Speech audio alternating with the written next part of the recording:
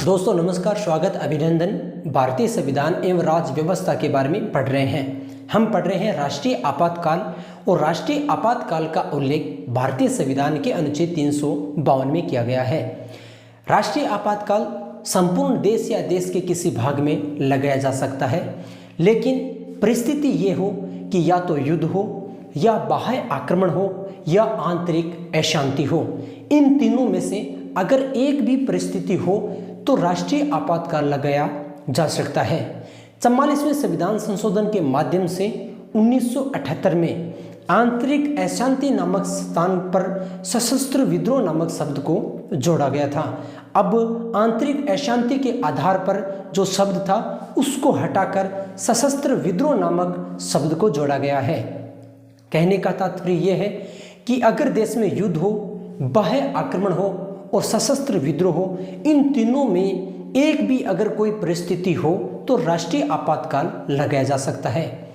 राष्ट्रीय आपातकाल की उद्घोषणा किसके द्वारा की जाती है? तो राष्ट्रपति के द्वारा की जाती है। हमने कहा कि राष्ट्रपति राष्ट्रीय आपातकाल की उद्घोषणा तो करता है, लेकिन 44वें संविधान संशोधन के माध्यम से ये प्रावधान किया गया कि मंत्रिमंडल जब लिखित सहमति दे तभी राष्ट्रपति राष्ट्रीय आपातकाल की उद्घोषणा कर सकता है। इसके अलावा हमने ये भी कहा कि राष्ट्रीय आपातकाल जारी करने से पहले संसद के द्वारा विशेष बहुमत के माध्यम से प्रस्ताव को पारित करना पड़ता है, या संसद के द्वारा प्रस्ताव को पारित किया जाता है।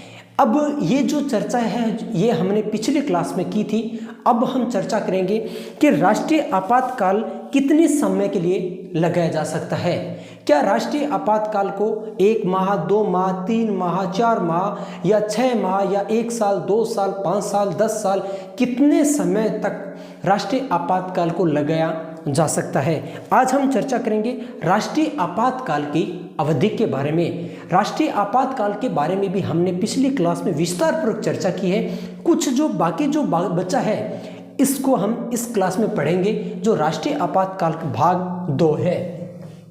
हम पढ़ेंगे अवधि के बारे में कि राष्ट्रीय आपातकाल कितने समय तक लगाया जा सकता है। हमने ये कहा कि संसद के द्वारा विशेष बहुमत के माध्यम से प्रस्ताव को पारित किया जाता है, उसके बाद में राष्ट्रपति उद्घोषणा करता है, राष्ट्रीय आपातकाल लग जाता है। लेकिन कितने समय तक लगा सकते हैं? अगर संसद अनुमति देती है तो राष्ट्रीय आपातकाल 6 माह तक लगाया जा सकता है। कितने माह तक? 6 माह तक। लेकिन शर्त यह है कि अगर राष्ट्रीय आपातकाल 6 माह से अधिक समय तक लगाना पड़े तो प्रत्येक 6 माह बाद संसद से आपको अनुमति लेनी पड़ेगी। हमने कहा कि पहले भी राष्ट्रीय आपातकाल 3 बार लग चुका है, लेकिन वो तो 6 माह से अधिक है, तो प्रत्येक 6 माह बाद संसद से अनुमति लेनी पड़ती है और राष्ट्रीय आपातकाल को हम लगा सकते हैं। हमने कहा कि एक बार संसद से अनुमति मिल जाने पर, एक बार संसद से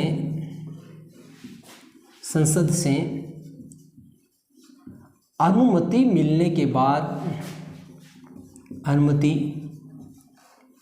मिलने के बाद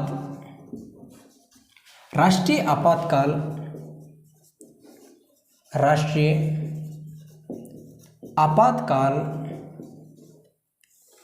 6 माह तक लगाया जा सकता है। संसद से अगर अनुमति संसद से मिल गई है तो राष्ट्रीय आपातकाल हम 6 माह तक लगा सकते हैं, लेकिन ये अनंत समय तक रह सकता है। लेकिन शर्त यह है कि प्रत्येक 6 माह के बाद आपको संसद से अनुमति लेनी पड़ेगी। यह अनंत समय तक रह सकता है, लेकिन शर्त यह है, लेकिन प्रत्येक 6 माह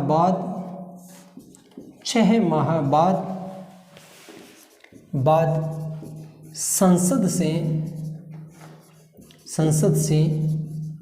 अनुमति लेनी पड़ती है। अनुमति लेनी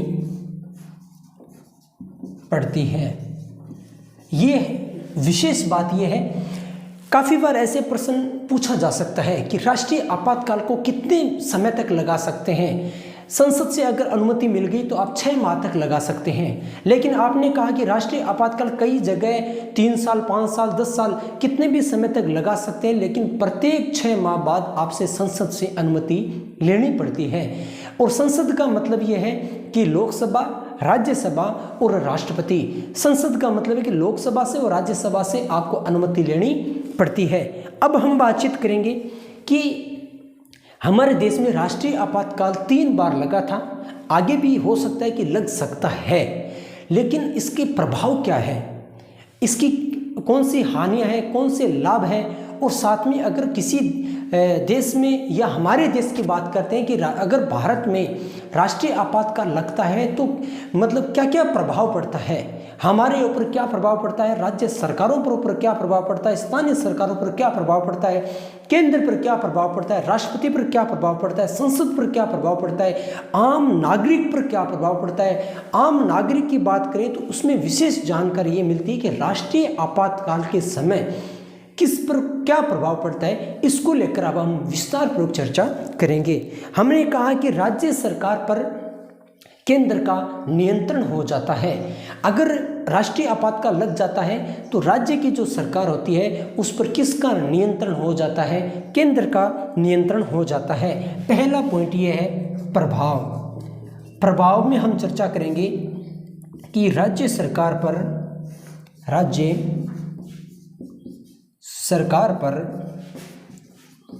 केंद्र का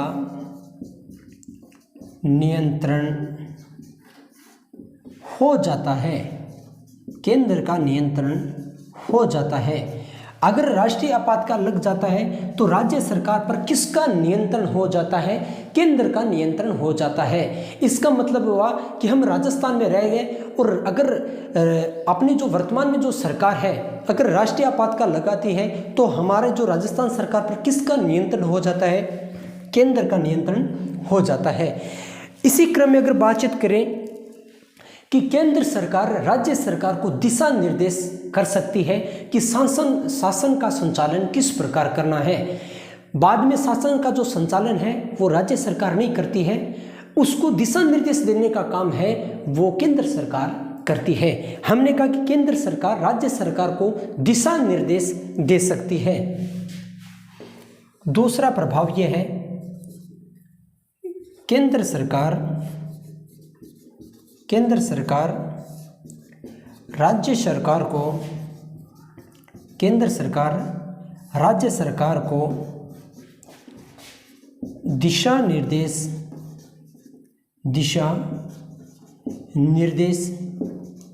देती है कि शासन का संचालन कैसे करना है, शासन का संचालन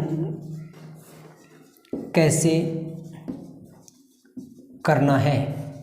हमारी ये जो बात है ये 2 पॉइंट है, हमें यहाँ तक ध्यान रखना है। सबसे पहले अगर बातचीत करें अवधि के बारे में तो कहा कि अगर अपने संसद से अनुमति मिल गई तो राष्ट्रपति 6 माह तक राष्ट्रीय आपातकाल लगा सकता है और राष्ट्रीय आपातकाल का उल्लेख भारतीय संविधान के अनुच्छेद 352 में किया गया है। हमने कहा कि अनंत समय तक लगा सकता है, लेकिन शर्त यह है कि संसद से अनुमति लेनी पड़ती है। हमने कहा कि अगर राष्ट्रीय आपातकाल लगता है तो क्या क्या प्रभाव पड़ता है, तो 2 प्रभावों के बारे में चर्चा की है कि राज्य सरकार पर केंद्र का नियंत्रण हो जाता है और केंद्र सरकार राज्य सरकार को दिशा निर्देश करती है कि शासन का संचालन किस प्रकार करना है। हमने ये जो बातें पढ़ी हैं इसके अलावा कौन कौन से प्रभाव पड़ते हैं इनको लेकर भी हम चर्चा करेंगे कि और कौन कौन से प्रभाव पड़ते हैं। अब जो पढ़ेंगे उसमें कुछ खतरनाक वाले प्रभाव हैं, उनको भी हम पढ़ेंगे, विस्तार पर चर्चा करेंगे कि और कौन कौन से प्रभाव पड़ता है। हमने कहा कि संसद विधि के माध्यम से अगर राष्ट्रीय आपातकाल लगा हुआ है तो संसद विधि के माध्यम से लोकसभा व राज्य विधानसभा का कार्यकाल को 1 वर्ष के लिए, एक बार में 1 वर्ष के लिए बढ़ा सकती है। इस प्रश्न को जरा सोचिए। मैं ये कह रहा हूँ कि राष्ट्रीय आपातकाल अगर लगा हुआ हो तो संसद विधि के माध्यम से लोकसभा, राज्य की जो विधानसभा है उनका कार्यकाल एक बार में 1 वर्ष के लिए बढ़ा सकती है। मैंने कहा एक बार में 1 वर्ष के लिए बढ़ा सकती है।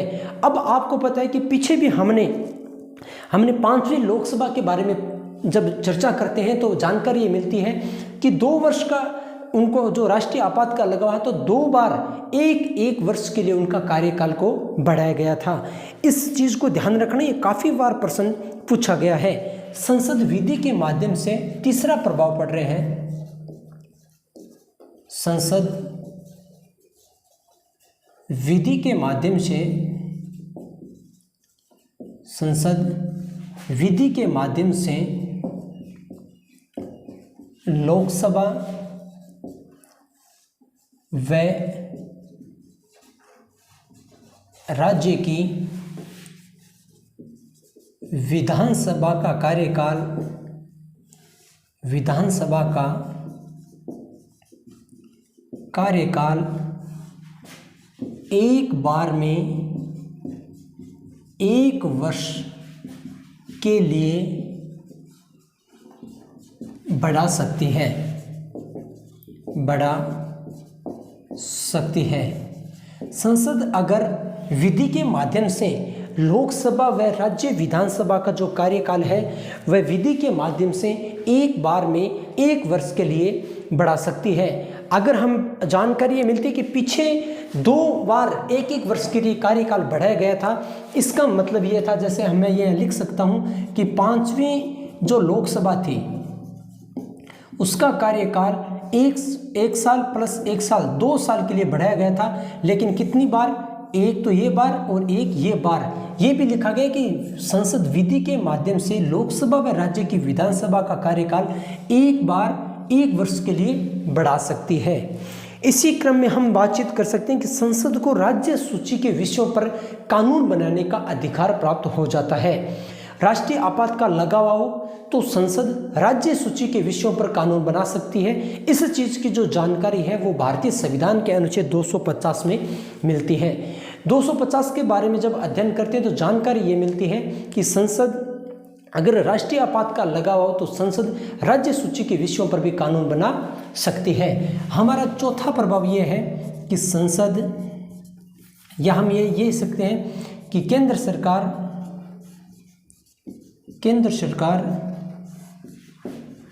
राज्य सूची के विषयों पर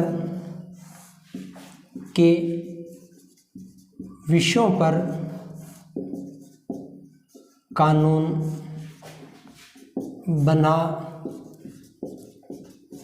सकती है। और इस चीज़ की जानकारी भारतीय संविधान के अनुच्छेद 250 में मिलती है कि केंद्र सरकार राज्य सूची के विषयों पर कानून बना सकती है। और ये जानकारी तब मिलती है जब राष्ट्रीय आपातकाल लगा हुआ हो। तो आगे जानकारी मिलती है कि भारतीय संविधान के अनुच्छेद 358 यह कहता है कि अगर राष्ट्रीय आपातकाल की उद्घोषणा युद्ध या बाह्य आक्रमण के आधार पर की गई है तो अनुच्छेद 19 स्वतः ही समाप्त हो जाएगा।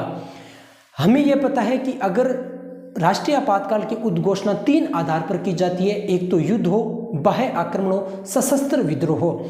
लेकिन जब युद्ध और बाह्य आक्रमण आधार पर अगर राष्ट्रीय आपातकाल लगा हुआ हो तो अनुच्छेद 19 के जो अधिकार है वो स्वतः ही समाप्त हो जाते हैं। और अनुच्छेद 19 के जो अधिकार स्वतः ही समाप्त हो जाते हैं, इस चीज़ की जानकारी भारतीय संविधान के अनुच्छेद 358 में मिलती है। तो मैं ये लिख सकता हूँ अनुच्छेद 358 के अनुसार, अनुच्छेद 5वां प्रभाव है, अनुच्छेद 358 के अनुसार, अनुच्छेद 358 के अनुसार अगर राष्ट्रीय आपातकाल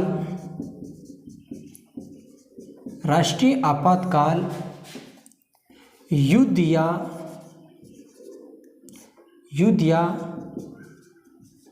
बाह्य आक्रमण के आधार पर युद्ध या राष्ट्रीय आपातकाल युद्ध या बाह्य आक्रमण के आधार पर लगा हो तो अनुच्छेद 19 के अधिकार स्वतः ही समाप्त हो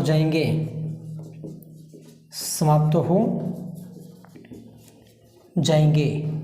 और ये जानकारी मिलती है अनुच्छेद 358 में मिलती है। अनुच्छेद 358 ये कहता है कि अगर राष्ट्रीय आपातकाल की उद्घोषणा युद्ध या बाह्य आक्रमण के आधार पर की गई है तो अनुच्छेद 19 की स्वतंत्रता, अनुच्छेद 19 की अधिकार या अनुच्छेद 19 की स्वतंत्रता स्वतः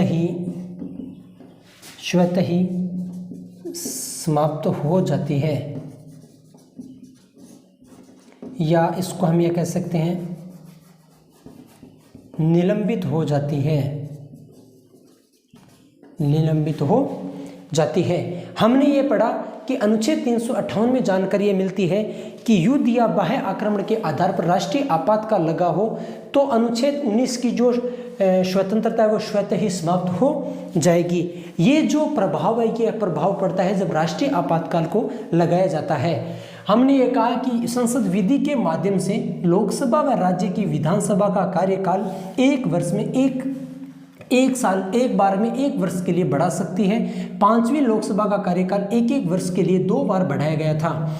केंद्र सरकार राज्य सूची के विषयों पर कानून बना सकती है। अनुच्छेद 250 में जो जानकारी मिलती है, अनुच्छेद 358 के आधार पर यह कहा गया है कि राष्ट्रीय आपातकाल युद्ध या बाह्य आक्रमण के आधार पर लगाया गया हो तो अनुच्छेद 19 की जो स्वतंत्रता है वो स्वतः ही समाप्त हो जाती है। अब हम पढ़ेंगे कि क्या हमारे देश में राष्ट्रीय आपातकाल पहले कभी लगा है, अगर लगा है तो कितनी बार लगा है, इसके पीछे क्या कारण है, इस विषय को लेकर हम जानकारी प्राप्त करेंगे, जानकारी पढ़ेंगे कि आखिर जो हमारे देश में जो राष्ट्रीय जो आपातकाल कितनी बार लगा है, क्यों लगा है, किस किस समय लगाया गया है। इस विषय के बारे में जानकारी मिलती है आपातकाल के बारे में। आपातकाल कौन सा आपातकाल? राष्ट्रीय आपातकाल। और राष्ट्रीय जो आपातकाल है हमारे देश में 3 बार लग चुका है। राष्ट्रीय आपातकाल 3 बार लग चुका है, यानी मैं ये ऐसे कहूँ कि अनुच्छेद 352 का प्रयोग हमारे देश में 3 बार किया जा चुका है। सबसे पहले अगर बातचीत करें कि पहला जो राष्ट्रीय आपातकाल कब लगाया गया था, तो पहला लगाया गया था 26 अक्टूबर से 10 जनवरी 26 अक्टूबर 1962 से 26 अक्टूबर 1962 को लगाया गया था, जो 10 जनवरी 1968 तक लगा था। और इस जो ये लगने का जो कारण बताया गया था वो बाह्य आक्रमण के आधार पर लगा था। बाह्य आक्रमण, और कौन सा बाह्य आक्रमण? भारत व चीन युद्ध। भारत व चीन युद्ध मतलब बाह्य आक्रमण हो चुका था। इसके आधार पर 26 अक्टूबर 1962 से 10 जनवरी 1968 तक हमारे देश में राष्ट्रीय आपातकाल को लगाया गया था। कारण क्या है? बाह्य आक्रमण। इसी क्रम में नंबर 2 पे बातचीत करेंगे दूसरा कब लगा था, किस परिस्थिति के आधार पर लगाया गया था, कितने समय के लिए लगाया गया था। तो इस विषय में जानकारी मिलती है 3 सितंबर 1971 से 3 सितंबर 1971 से ये लगाया गया था 27 मार्च 1977। कारण क्या है? बाह्य आक्रमण। इसका मतलब हुआ ये कौन सा आक्रमण है? बाह्य आक्रमण। और ये आक्रमण कौन सा? भारत पाक युद्ध। भारत और पाक के मध्य युद्ध होने के कारण बाह्य आक्रमण के आधार पर दूसरा आपातकाल लगाया गया था। बात करें तीसरे की तो 25 जून 1975 को 25 जून 1975 से ये लगाया गया था 21 मार्च 1977 तक, और ये लगाया गया था आंतरिक अशांति के आधार पर, आंतरिक अशांति के आधार पर, आंतरिक अशांति के आधार पर लगाया गया था। लेकिन हमने ये कहा कि 44वां जो संविधान संशोधन हुआ, 44वां संविधान संविधान संशोधन हुआ था 1978 में, और इसमें क्या हुआ था कि आंतरिक जो नाम है, आंतरिक अशांति की जगह इन्होंने शब्द जोड़ा गया था सशस्त्र विद्रोह। कौन सा? सशस्त्र विद्रोह। बात ये याद रखनी है कि जो आंतरिक अशांति है इसके स्थान पर सशस्त्र विद्रोह कब जोड़ा गया था? तो 44वां संविधान संशोधन 1978 के माध्यम से जोड़ा गया। हमने कहा कि हमारे देश में 3 बार राष्ट्रीय आपातकाल को लगाया जा चुका है। राष्ट्रीय आपातकाल का उल्लेख भारतीय संविधान के अनुच्छेद 352 में किया गया है। 3 बार में हमने कहा, पहला बाह्य आक्रमण के आधार पर लगा था जब भारत व चीन का युद्ध हुआ था, ये 26 अक्टूबर 1962 से 10 जनवरी 1968 तक लगा था। दूसरा बाह्य आक्रमण के आधार पर लगा था 3 सितंबर 1971 से 27 मार्च 1977 तक भारत पाक युद्ध के कारण।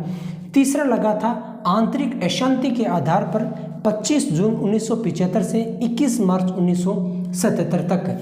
आंतरिक अशांति नामक स्थान पर सशस्त्र विद्रोह नामक शब्द को जोड़ा गया 44वें संविधान संशोधन 1978 के माध्यम से। ये बातें हैं, ये बातों के बारे में हमने चर्चा की। अब हम चर्चा करेंगे कि जो राष्ट्रीय आपातकाल लगाते हो 352 के अनुच्छेद के तहत, इसकी अगर उद्घोषणा को वापस लेना हो, इसको समाप्त करना हो तो कैसे की जाती है? हमने कहा आपातकाल की समाप्ति कैसे की जाती है, उसको लेकर हम चर्चा करेंगे कि राष्ट्रीय जो आपातकाल लगता है इसकी समाप्ति कैसे की जाती है, समाप्त किया कैसे किया जाता है, इसको लेकर अब हम चर्चा करेंगे। 2 शर्त है कि राष्ट्रीय आपातकाल की समाप्ति कैसे की जाती है। समाप्ति 2 शर्त है। पहली शर्त यह है कि अगर राष्ट्रीय आपातकाल लगा हो अनुच्छेद 352 के आधार पर, तो हमें उद्घोषणा को अगर राष्ट्रपति वापस ले लेता है तो राष्ट्रीय आपातकाल समाप्त माना जाता है। उद्घोषणा को वापस लेने पर, उद्घोषणा को वापस लेने पर। इसी क्रम में दूसरा यह है कि उद्घोषणा को वापस लेने पर एक लोकसभा साधारण बहुमत के माध्यम से, लोकसभा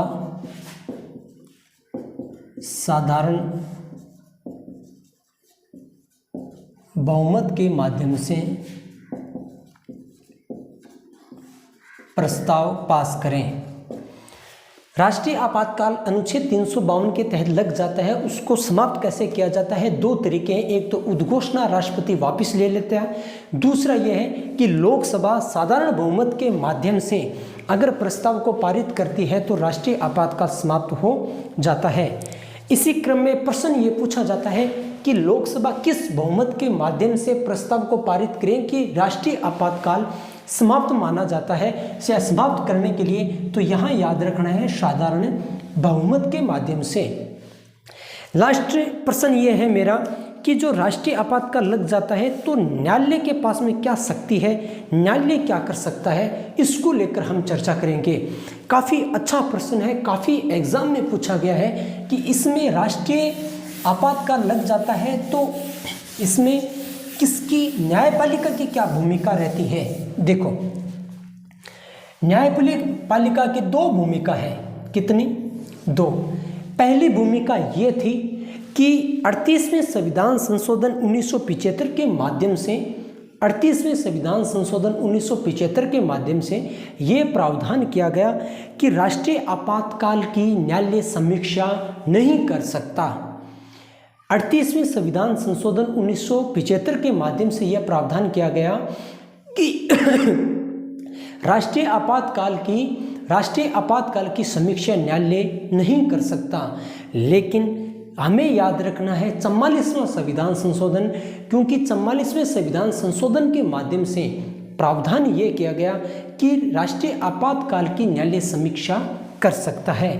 तो अब प्रश्न पूछे कि राष्ट्रीय आपातकाल की क्या न्यायालय समीक्षा कर सकता है, तो हाँ, किस संविधान संशोधन के माध्यम से, तो यहाँ हमारा जवाब होगा 44वां संविधान संशोधन के माध्यम से।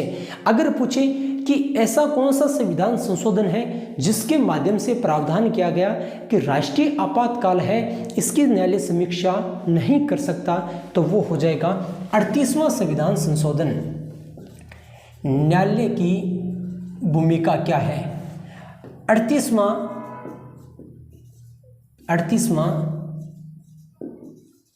संविधान संशोधन के माध्यम से 38वें संविधान संशोधन के माध्यम से 1975 में प्रावधान किया गया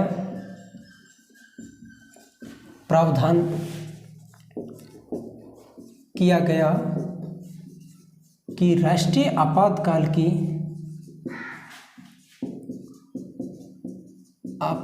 की न्यायालय समीक्षा नहीं कर सकता,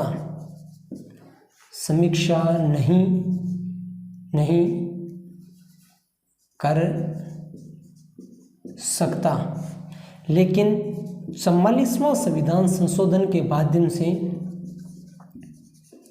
44वें संविधान संशोधन के माध्यम से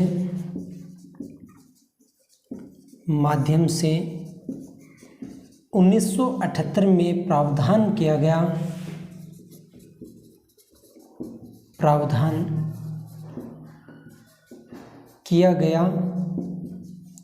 कि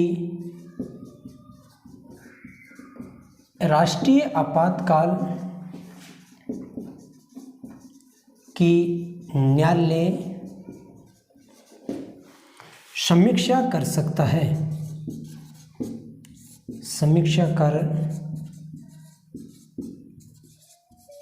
सकता है।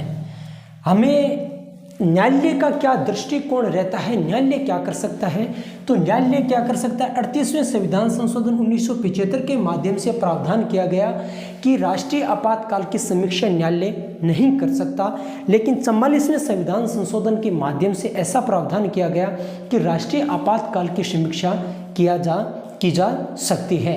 आज हमने राष्ट्रीय आपातकाल को पूरा किया। राष्ट्रीय आपातकाल के बारे में एक बार हम विस्तारपूर्वक चर्चा करते हैं। मोटा मोटी बातें क्या है? राष्ट्रीय आपातकाल का उल्लेख भारतीय संविधान के अनुच्छेद 352 में किया गया है। राष्ट्रीय आपातकाल युद्ध, बाह्य आक्रमण या सशस्त्र विद्रोह के तीनों में से कोई भी परिस्थिति हो तो लगाया जा सकता है। राष्ट्रीय आपातकाल की उद्घोषणा राष्ट्रपति करता है। राष्ट्रीय आपातकाल की उद्घोषणा राष्ट्रपति तब करता है जब मंत्रिपरिषद लिखित में सलाह दे, और इन बातों का उल्लेख 44वें संविधान संशोधन 1978 के माध्यम से किया गया।